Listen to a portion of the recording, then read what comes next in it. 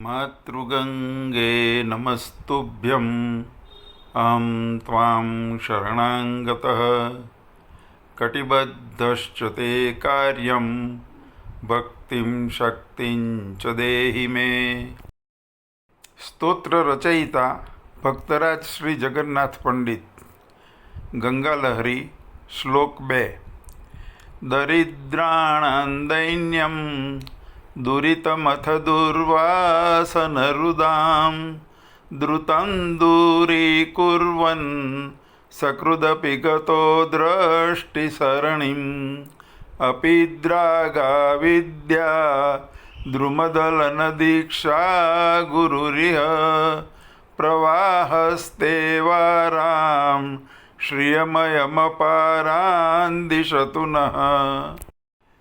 दरिद्राणां दैन्यं दुरितमथ दुर्वासनरुदां द्रुतं दूरीकुर्वन् सकृदपि गतो दृष्टिसरणिम्। દરિદ્રોના દૈન્ય અને હૃદયની ક્ષુદ્રતા અને ખરાબ વાસનાઓ તારી પર નજર પડતા જ તરત દૂર થવા લાગે છે. અપિદ્રાગા વિદ્યા દ્રુમદલન દીક્ષા ગુરુરિહ પ્રવાહસ્તે વારામ શ્રિયમયમપારાન દિશતુ નઃ. સંસારના ભ્રાંત મોહ તથા અવિદ્યાના જંગલને બાળવાની દીક્ષા આપનારો ગુરુ એવો તારો જળ પ્રવાહનો વેગ અમને અપાર વૈભવ આપે. શ્લોકનું સાર ચિંતન. ગંગા મૈયાનું સાકાર સ્વરૂપ શરીરને તાજગી આપે છે અને મનને પાવન કરે છે.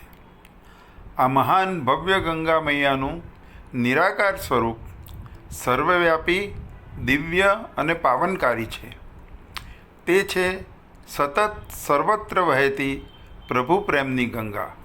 પ્રભુએ અવનવી સૃષ્ટિ બનાવી સહુને એક સરખો અપાર પ્રેમ કર્યો છે. પ્રભુ જ હર પળે પ્રાણ પૂરે છે અને સૌની અનેક રીતે સતત કાળજી રાખે છે. સાકાર ગંગામાં તો ક્યારેક જ ડૂબકી મારી શકાય, પણ ભીતર વહેતી નિરાકાર પ્રભુ પ્રેમની ગંગામાં હર પળે માનસિક સ્નાન કરી પવિત્ર અને ચૈતન્યસભર થઈ શકાય. ભગવાન સતત મારી અંદર બહાર સર્વત્ર મને અને સમગ્ર વિશ્વને અપાર પ્રેમ કરે છે. આ બોધ થતાં જ સઘળી દરિદ્રતા અને ક્ષુદ્રતાઓ તુરત જ દૂર થવા લાગે છે અને મન બુદ્ધિ દૈવી થતાં કલ્યાણકારી વૈભવની પ્રાપ્તિ સહજ બને છે.